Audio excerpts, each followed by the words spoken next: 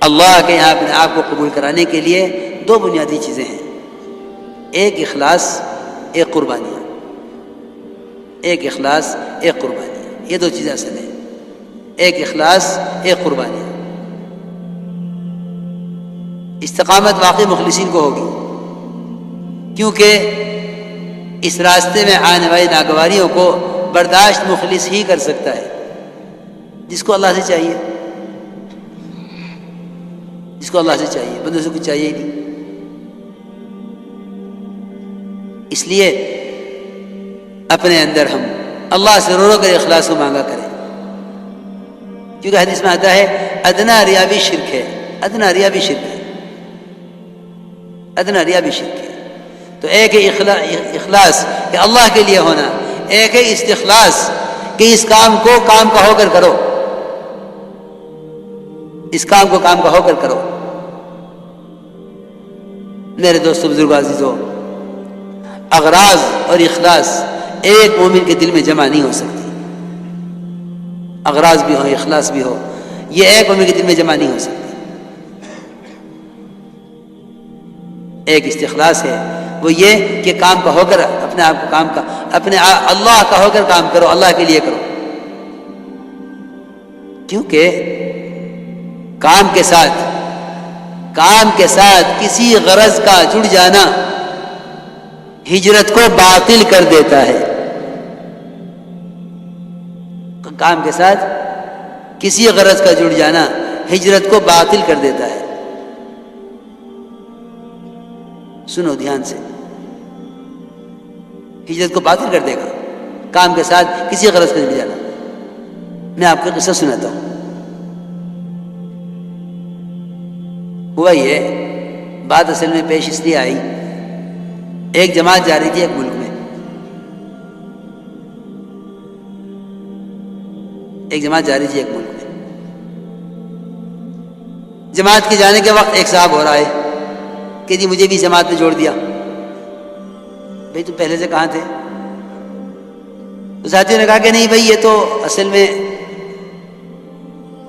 بہت اچھی انگریزی جانتے ہیں اور بڑے پرانے ساتھی ہیں، فلاں ملک میں انگریزی کی ضرورت ہے، میری بات بہت دھیان سے سننا بھائی۔ تو یہ اپنے کسی تجارتی کام سے جا رہے ہیں، وہ اپنا تجارتی کام بھی کر لیں گے اور جماعتیں بھی جڑ جائیں گے۔ میں نے کہا نہیں بھائی، اس میں تو میں ان کو جوڑنے کا نہیں، یہ اپنا تجارتی کام کریں، جا کے کریں، جب بھی واپس آ جائیں گے تجارتی کام کر کے فارغ ہو جائیں گے اس سے، پھر ہم دیکھیں کوئی جماعت ہوگی اس میں جوڑ دیں گے ان کو۔ لیکن تجارت اور دعوت دونوں ساتھ چلیں، کہ جماعت بھی نکل جاؤں تجارت بھی کر لوں، میں نے کہا یہ تو نہیں ہونے گا۔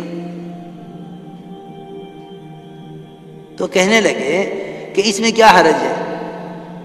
میں نے کہا دیکھو بات یہ ہے کہ ہم سیرت پر کبھی غور نہیں کرتے کہ ہمارے کام کا طریقہ مزاج، ہمارے کام کا طریقہ کیا ہے، مزاج کیا ہے۔ تو میں نے تو ان کو واقعہ سنایا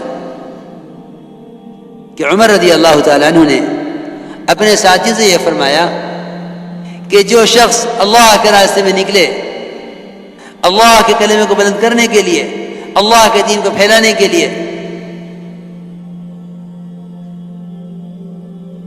اور پھر وہ شخص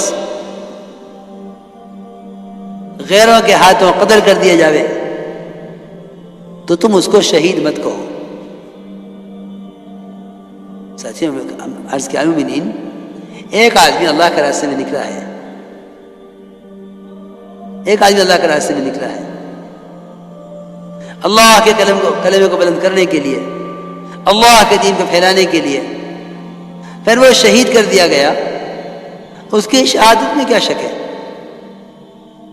حضرت عمر نے فرمایا دیکھو بات یہ ہے کہ یہ نکلا تو تھا بے شک اللہ کے کلمے کو بلند کرنے کے لیے اور دین کو پھیلانے کے لیے، لیکن نکلنے کے زمانے میں، اللہ کے راستے میں نکلنے کے زمانے میں، یہ بات یاد رکھنا، اللہ کے راستے میں نکلنے کے زمانے میں اس نے گزرتے ہوئے ایک چھوٹی سی تجارت کر لی، کچھ بیچا، کچھ خریدا، جس سے اس کو کچھ نفع ہو گیا، اور وہ نفع بھی آگے اللہ کے راستے بھی خرچ کرے گا۔ فرمایا کہ یہ آدمی اللہ کے یہاں شہید نہیں کہلائے گا۔ تم یہ کہو کہ اللہ کے راستے میں قتل ہو گیا ہے، اللہ اس کو اپنے فضل سے جنت میں داخل فرما لے۔ اس کے لیے دعا کرو کہ اللہ اس کو اپنے فضل سے جنت میں داخل فرما لے۔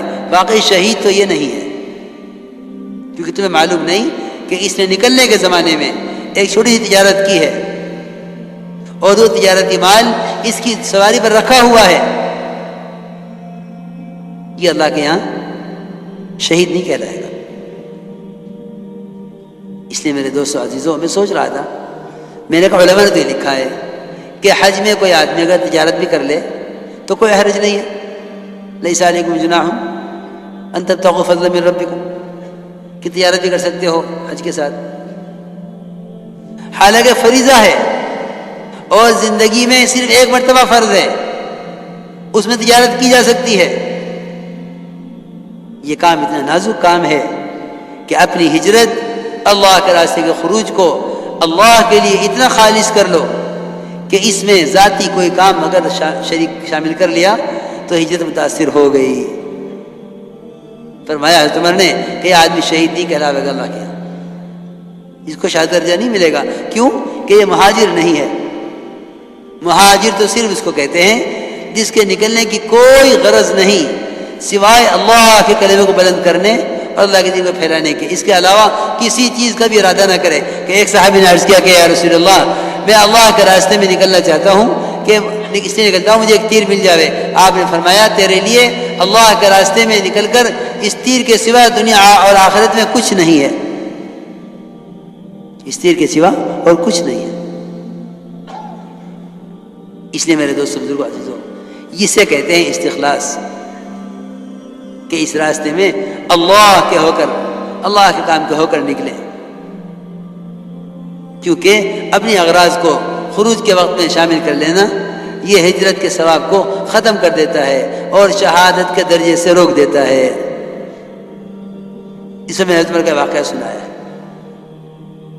اس لیے ہمیں ان نیتوں کے ساتھ اس محنت کو کرنا ہے کہ اپنی نیتوں کو خالص رکھو، نیتوں کو خالص رکھو۔ کیونکہ دیکھو بھائی دوستو، بات یہ ہے کہ کارنامے تو لوگ بڑے بڑے کرتے ہیں، کیونکہ حسن خاتمہ کہ حسن خاتمہ جو ہے وہ صرف حسن عمل پر نہیں ہے بلکہ حسن نیت بھی شرط ہے۔ حسن نیت، حسن عمل، یہ دونوں چیزیں ہوں حسن خاتمہ، تو پھر حسن خاتمہ کی امید کی جا سکتی ہے۔ ورنہ یہ بات نہیں ہے کہ ایک آدمی نے بڑا اچھا کام کیا ہے تو اب اس کے اس اچھے عمل کی وجہ سے اس کا خاتمہ جو ہے، اس کا خاتمہ بھی اچھا ہو جائے۔ دیکھو میری بات دھیان سے سننا بھائی، بڑے بڑے کارنامے لوگ انجام دیتے ہیں، بڑے بڑے کارنامے انجام دیتے ہیں لوگ دنیا میں، زندگی یعنی دنیا کے تمام شعبوں میں، حکومت میں، تجارت میں، زراعت میں، دعوت اور تبلیغ میں، جتنے بھی شعبے ہیں لوگ اس میں بڑے بڑے کارنامے انجام دیتے ہیں۔ وہ کیا ہوتے ہیں کہ جی ہم نے فلاں کام، فلاں کی یہ مدد کی ہے، ہم نے فلاں کام میں یہ کارنامہ انجام دیا ہے، لیکن یہ بات یاد رکھنا ہمیشہ کہ حسن خاتمہ حسن نیت پر ہوگا، محض حسن عمل پر نہیں ہوگا۔ اس پر میں آپ کو واقعہ سناتا ہوں۔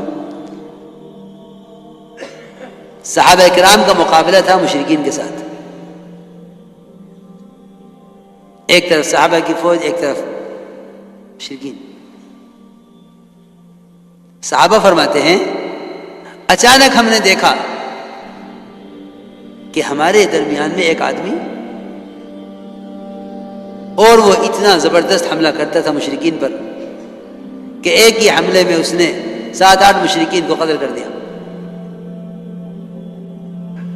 صحابہ فرماتے ہیں ہم حیران ہو گئے کہ یہ آدمی کون ہے؟ چنانچہ اس آدمی کی وجہ سے، قزمان اس کا نام تھا، قزمان کی وجہ سے صحابہ کو فتح ہو گئی اور مشرکین کو شکست ہو گئی۔ صحابہ حیران تھے۔ پھر یہ جنگ کا میدان صاف ہو گیا، مشرکین چلے گئے، بھاگ گئے، فتح صحابہ کو ہو گئی۔ تو یہ قزمان کیونکہ زخم بہت آ گئے تھے تو ایک طرف پڑے ہوئے تھے میدان میں، سارے صحابہ جمع ہو گئے ان پر اور کہنے لگے قزمان تمہارے لیے بڑی خوشخبری ہے، آج تم نے کمال کر دیے، تمہاری وجہ سے ہمیں فتح ہو گئی۔ قزمان نے کہا مجھے کہیں کی خوشخبری سنا رہے ہو؟ تم میری قوم کے لوگ ہو، تم میری قوم کے لوگ ہو، میں نے اپنی قوم کا ساتھ دیا ہے، خوشخبری تو اس کو سناؤ جس نے اللہ کے لیے کیا ہو۔ حالانکہ صحابہ کی مدد کی ہے، صحابہ کی مدد اسلام کی مدد، لیکن قزمان نے صاف کہہ دیا کہ میں نے تو، تم میری قوم کے لوگ ہو اس لیے میں نے تمہاری مدد کی ہے۔